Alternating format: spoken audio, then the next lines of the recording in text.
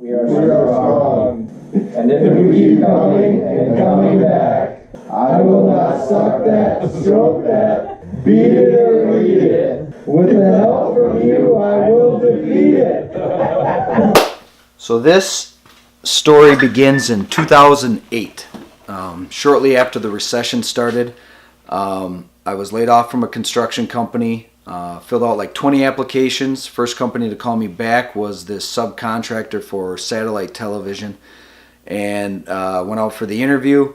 The interview went well. They hired me right away, and next thing you know, I'm in the cable and satellite industry. Started training right away. 2 weeks of training, on the job training. You go out with another guy. You guys are in a van, driving around different homes, showing you how to install cable, and 2 weeks of that, and then they throw you to the wolves, and you're on your own.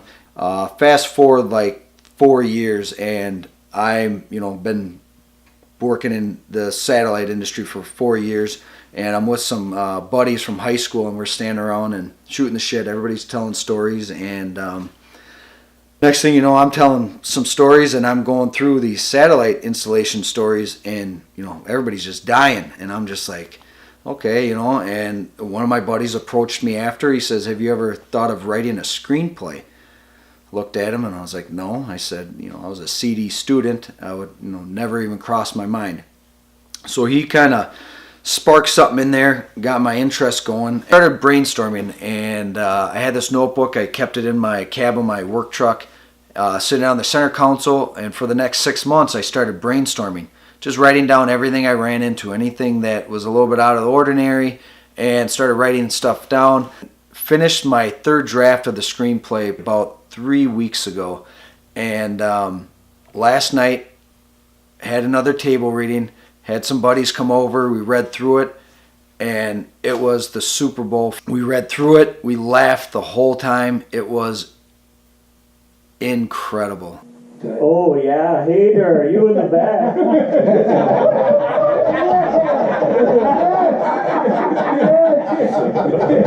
Perfect. This has a look of oh boy. So partway through it, I ordered some pizza for everybody, and so the pizza guy shows up. Not thinking anything of it. We look at each other and we're like, you look really familiar. Turns out I installed this guy's DirecTV. What are the chances? I sent the one that's only Dennis and Nathan can see.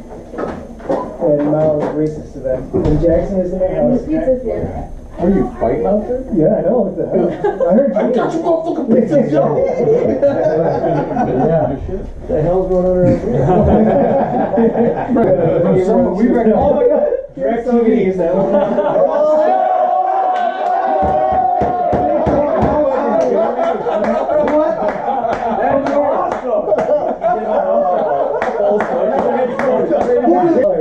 Fuck, you can't make this tough. Wow, man, that's awesome. Twilight Zone.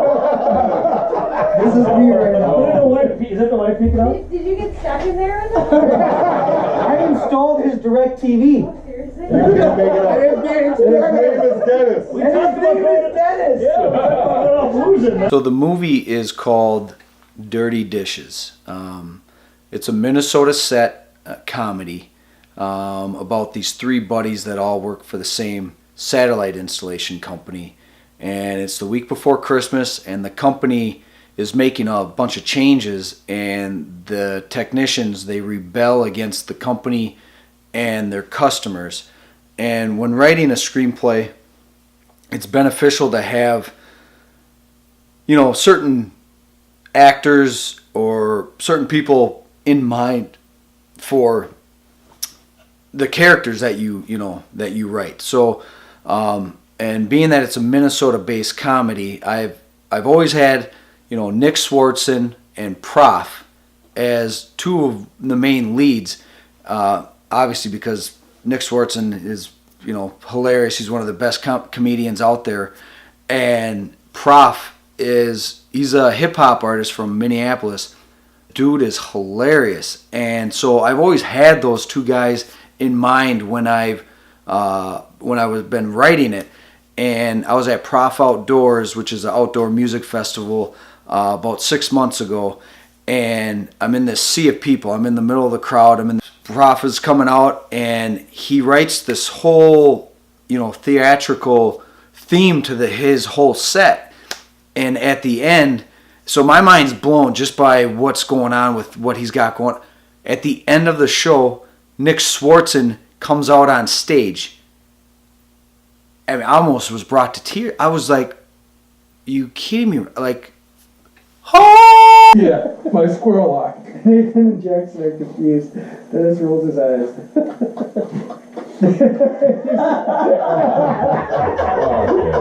We've all been there.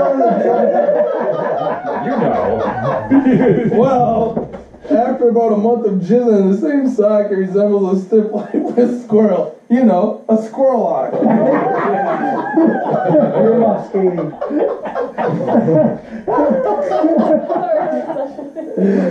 Nathan the Jackson are grossed out. Dennis with his urine. Because you've done it, right? Otherwise you wouldn't have thought of that.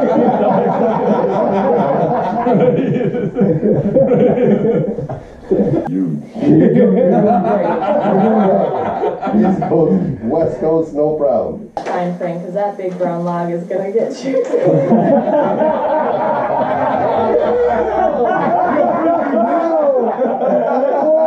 Finish the line. I did not think of. This gotta be awkward.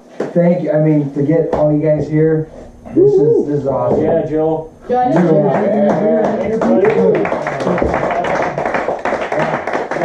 As long as we're sitting in the audience when you get your first Emmy. You guys should be.